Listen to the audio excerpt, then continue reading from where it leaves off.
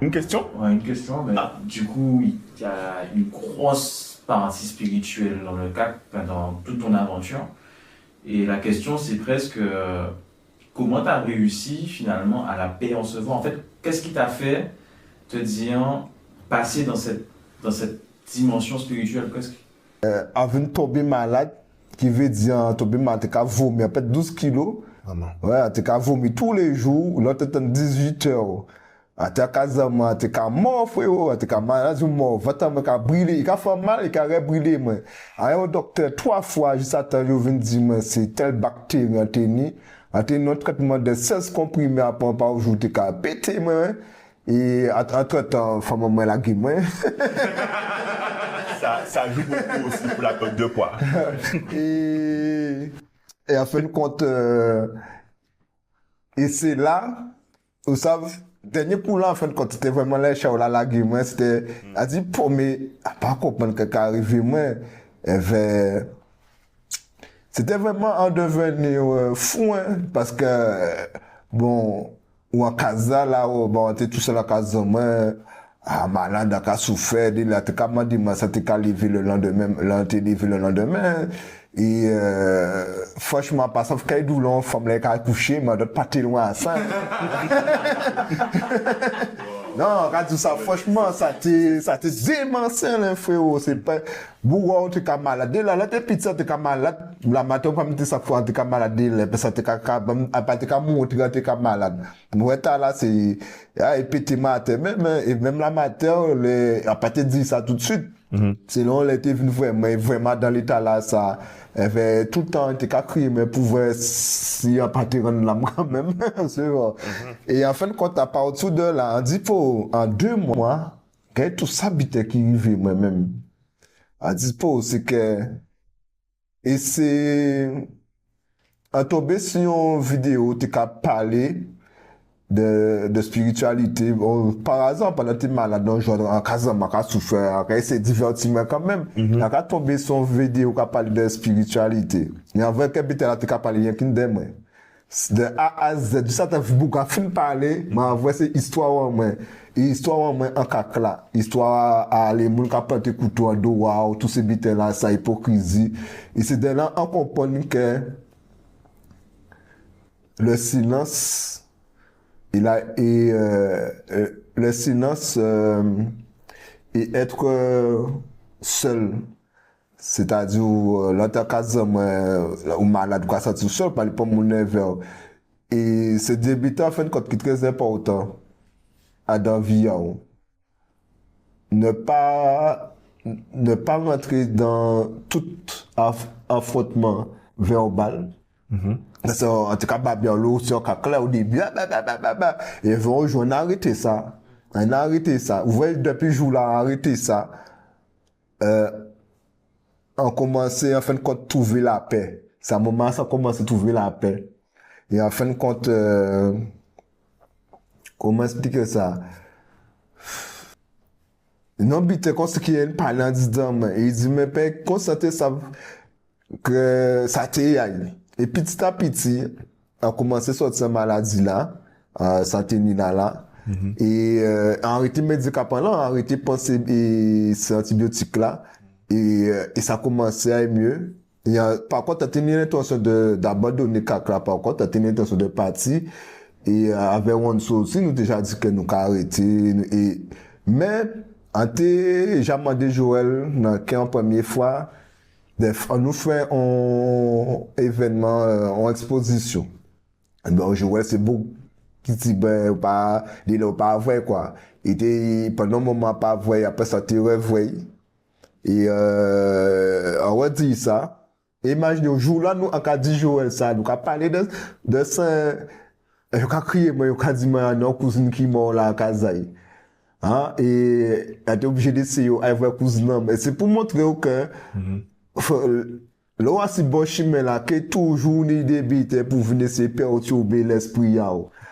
Et si vous pas rester focus, parce que c'est des débiteurs que dit beaucoup non, moi, je sais pas le caca ou suivant. Tu vois? Et, en fin de compte, ça veut pas dire que cousin n'a pas, passer en passant, hein, vrai, parce que son cousin était dit très à cœur, t'es plus grand que moi, il veut même petit, nous t'es aimé nous en l'eau. Et, mais, en fin de compte, les mois de mai là arrivé, on m'a dit que moi, quand il est parti en cac là, et on a dit franchement, mais c'est resté au moins une temps qu'à parler de temps pour faire me comprendre pas parti, là. Et ben, c'est Missé qui m'a force rester et qui fait que finalement les mois de mai là, le mai on a appelé ça mai au CAC et on a organisé une expo avec une 60aine d'artistes, si je me trompe pas. Il y avait une expo collective et il y avait des vernissages tous les vendredis de 7 artistes différents à chaque fois. Et le fait que tout nous fait, moi, appel aux artistes, les artistes du CAC, enfin, qui étaient une petite vin vers nous, vin, des nouveaux vins, et en fin de compte, ça met ton énergie à l'entour en moins, que, en fin de compte, ça t'est meilleur que tout antibiotique là, tu vois, là. Et en fin de compte, ça a revitalisé moi, et finalement, nous continuer, nous lancer, nous, avec Sophie, Adam, les organisations, du cas organiser des expos en fin de compte nous fait ça c'est qu'une ça nous fait en fin de compte durant le dernier année à CAC là du cas organiser des expos sinon nous fait expo sur le chlordécone mois de mai il y avait différentes expos en fin de compte chlordécone les droits de la femme expo libre et au fur et à mesure chaque fois nous t'es qu'à faire expo nous t'es qu'à des nouveaux artistes qu'à et rentrer en collectif là, des petits monde de 12-13 ans et Qui est exposé aussi. qui exposé, qui vendent tableau. Et c'était l'une de mes plus grandes fiertés aussi au CAC. C'est toutes les personnes qui m'ont dit, c'est la première fois que j'ai exposé dans ma vie, c'est grâce à toi. Alors, pour moi, j'ai réussi à travailler. C'est très reconnaissant ça. Ouais. On peut dire que l'aventure du CAC ou ton aventure au CAC touche à sa fin. Et du coup, comment tu comptes trouver ton cheminement? C'est-à-dire, je vais peut-être reformuler, comment tu comptes continuer ton cheminement? Vers où tu te diriges? Sophie disait un truc tout à l'heure là, c'est vrai qu'au début, je ne savais pas trop où j'allais. Et mais depuis qu'on a créé l'association Nouka, maintenant je sais où est-ce que je vais. Et comment dire, pour moi, Nouka, ça deviendra une passion en fin de compte, puisque j'ai décidé de changer ma vie professionnelle, de ne pas être le robot automatique qui doit se lever tous les jours à 7 heures pour aller travailler, rentrer. Tu vois, alors ma vie, le CAC m'a vraiment... Il y a un truc que ma mère m'avait dit un jour, après une énième fois que j'avais perdu un taf, elle m'a dit, ou pour j'ai vu que ou pour faire pour travailler, bah moun, fais biter en vous tout seul là. Elle m'avait dit ça il y a longtemps, mais bon, en tété comme je suis, j'ai continué à chercher du travail, et jusqu'à temps que je me rends compte que bon, voilà quoi. Et quand j'ai quitté la marina, je me suis promis de ne jamais plus travailler pour un patron. Qui fait que je dois tenir ma promesse.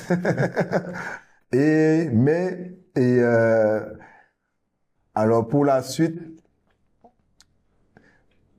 je pense que ma vie sera principalement associative et sociale. Et bien sûr avec ce que je vais faire pour ma vie personnelle, bien sûr. Mais je compte m'investir beaucoup avec l'association Nouka. Je pense qu'on a pris un très bon départ et c'est une nouvelle famille et il y a franchement les membres, nous sommes à peu près une trentaine de membres hein, et c'est des gens en tout cas avec qui je sens qu'on peut aller loin quoi. Alors ma vie dans les prochaines années sera vraiment consacrée à apporter ce que j'ai fait au CAC en réalité, c'était pour toute la Guadeloupe, hein. Mais cette fois-ci, ce que j'ai fait avec Nouka, ça sera aussi pour les Guadeloupéens. C'est pour que les jeunes qui ont envie de se lancer dans l'art, ou quel que soit l'art, hein, s'ils ont envie de rejoindre notre association, voilà, c'est possible. Et transmettre en fin de compte ce que j'ai appris au CAC aussi. continuer à me développer en tant qu'artiste, peintre, et peut-être sculpteur ou je sais pas quoi. Et parce que je suis quand même quelqu'un qui ne reste pas fixe. Parce qu'en réalité, j'avais jamais fait plus de 2 ans de base dans un taf. À part à la marine, donc j'ai fait 3 ans de plonge. Et mais voilà. Et j'ai quand même passé 4 ans au CAC. Voilà. Mais la réalité, c'est que chaque journée est assez exceptionnelle. En une journée, il y en a 4 des fois. Ah ouais, mais il y a des journées au CAC, c'était vraiment exceptionnel. Il y a même des semaines qui étaient exceptionnelles, des semaines qui ressemblent à 3 semaines. Ah ouais, il y avait toujours un dernier truc. Mais je voudrais dire, on a eu quelques sabotages au CAC.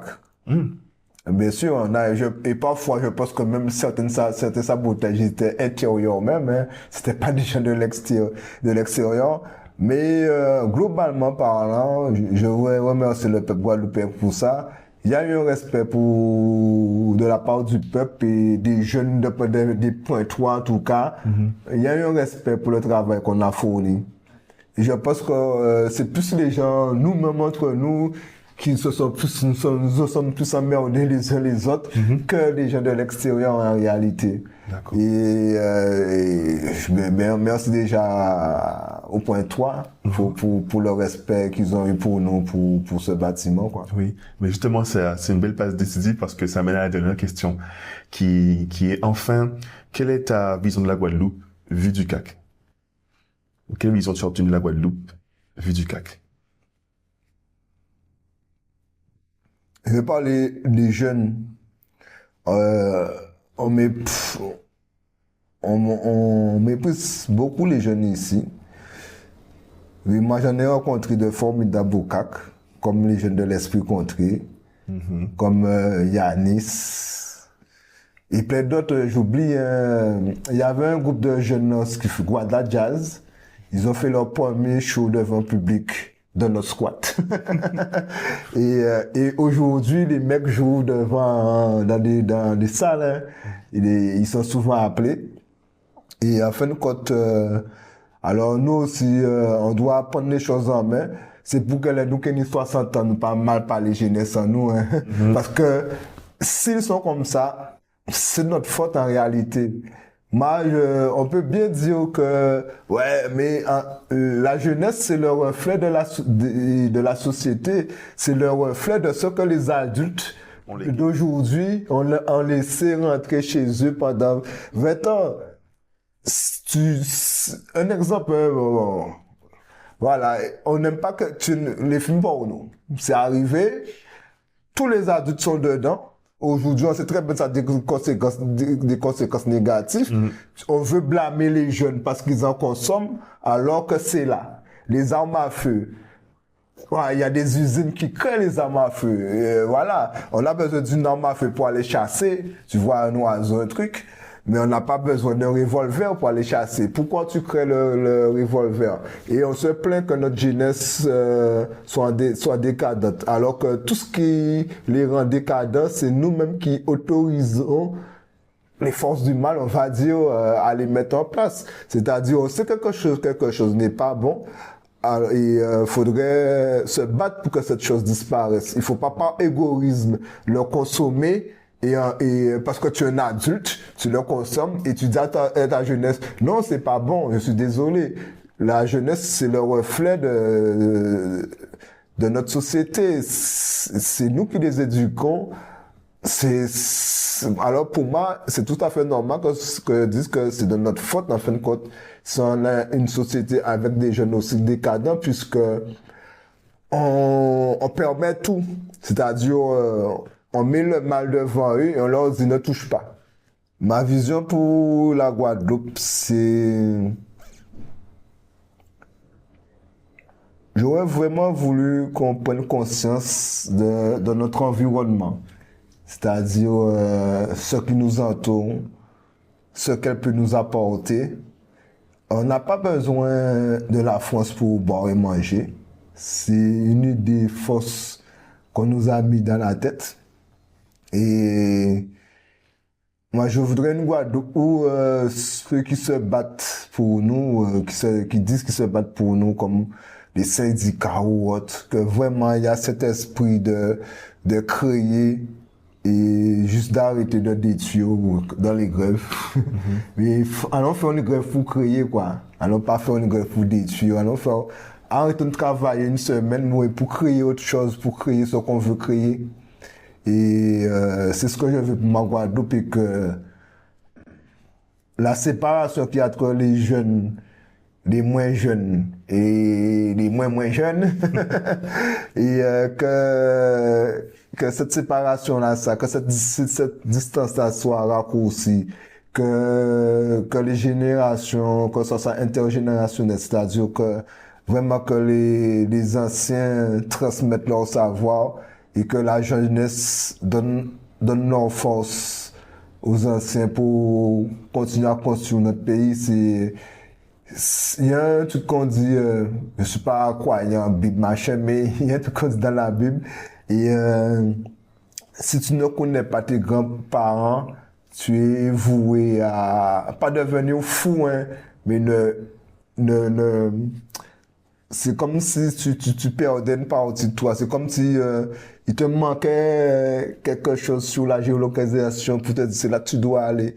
Et c'est très important que il y a nos parents, mais il y a nos grands-parents. Et traditionnellement, c'est pas pour mettre en Guadeloupe, ma génération, en tout cas, dans ma génération, on était souvent élevés par nos grands-mères.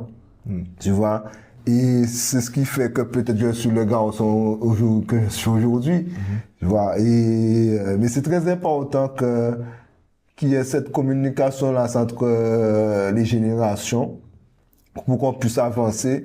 Il faut aussi il faut que les jeunes aussi s'intéressent à leur histoire. Il y a pas une champagne mais fesquini. Il y a parce que il faut pas oublier que on est un peuple colonisé. Pour moi, je me considère comme un peuple colonisé. Moi, j'ai toujours dit que bon, je suis français sur le papier, hein. Je suis pas français dans le cœur. Moi, j'ai aucun problème avec le peuple français en général, hein. Mais sauf que moi, je suis moi. Et pour moi, il ne devrait pas y avoir de domination raciale. Et c'est ce qui se passe en réalité avec la France. C'est une domination raciale, qu'on le veuille ou non, et finalement, ça reviendra toujours au mot noir et blanc. Parce et on sait très bien que c'est une élite, en réalité, en France, qui fout tout ce bordel, et qui fait il y a justement ce clash entre blanc et noir. Alors, je voudrais dire quand même à mes frères noirs aussi, de voir plus loin que le bout de leur nez, que c'est bien beau de jeter la faute aux blancs, hein. Mais on a beaucoup aussi on peut nous-mêmes nous reprocher beaucoup de choses, puisque un bourreau restera un bourreau. Alors tu peux pas demander, on peut pas demander à un loup de devenir un agneau, quoi. Tu sais que c'est un loup, eh ben on agit en tant que tel. Tu es un loup, on va te traiter comme un loup. Et nous aussi à changer, on n'a pas demandé au fin de compte au bourreau de changer. Le bourreau là, il est là pour faire son travail. Et c'est nous, si on veut sortir dans ça, c'est nous à faire le travail, c'est nous à se battre spirituellement et physiquement aussi. Mais moi, je pense qu'on peut gagner ce combat au niveau colonial. Dans le boycottage, c'est tout simple en réalité. On n'a même pas besoin d'aller danser des roches contre les flics. On n'a pas besoin d'aller brûler. On n'est pas content. Il suffit, n'achetez pas du lait pendant un mois, vous verrez. N'achetez pas des produits. N'achetez pas du champagne pendant un mois en Guadeloupe. Ils sont obligés de se mettre à genoux, tu vois. Alors, je voudrais que le peuple guadeloupéen prenne conscience de ça et que je leur rappelle que le Centre des Arts, c'est eux qui l'ont fait. C'est pas les politiques. C'est notre argent même qui l'a construit en 78. Et c'est le peuple aujourd'hui qui a fait du squat, qu'on appelle squatteur, mais qui a fait de ce squat un squat artistique. Moi, en fin de compte, j'ai pas de problème avec le mot squat en réalité, parce que bon, j'étais jeune, je squattais dans des squats. Alors, j'ai pas de problème avec ça, mais c'est pas le mot squat c'est ce qu'on en fait d'un squat. C'est ce qui est important, parce que le mot c'est juste un mot squat, et c'est ce que tu en fais qui est important. Et je pense qu'on a réussi en les 4 ans En 4 ans, ouais, on a fait de belles choses. Je pense qu'on a réussi le challenge qu'on s'est imposé à nous-mêmes, ou bien qui est venu sur nous, même si on ne le voulait pas. Et voilà, la phase de France Fanon, c'est chaque génération doit, dans une relative opacité, affronter sa mission ou la trahir. La remplir. La remplir ou la trahir. La remplir ou la trahir. En tout cas, c'est de France Fanon. Oui. Et ça, en tout cas, ma génération, elle est en plein dedans, là. Voilà. Très bien. Est-ce que pour vous, c'est comme un mot de la fin? Ou il faudrait un autre mot de la fin? Non, le mot de la fin pour moi. Ah, vas-y. Alors, le mot de la fin, c'est, je vais juste rappeler à toutes les personnes qui sont dans un challenge de vie, de ne pas se laisser décourager, de ne pas baisser les bras, même quand ça va mal. Et même quand ça va mal, c'est une façon pour eux de grandir encore plus, de se dépasser.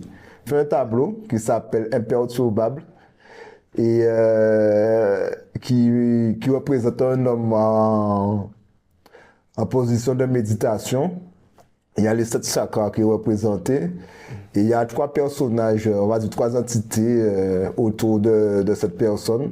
Un qui représente la langue de vipère, l'autre le vampire énergétique et le dernier le beau parleur ou l'ensorceleur. Et en fin de compte, ces 3 personnages que tu es toujours confronté en fin de compte. Quand ta lumière commence à briller, automatiquement tu seras confronté à ces 3 personnages-là, ça.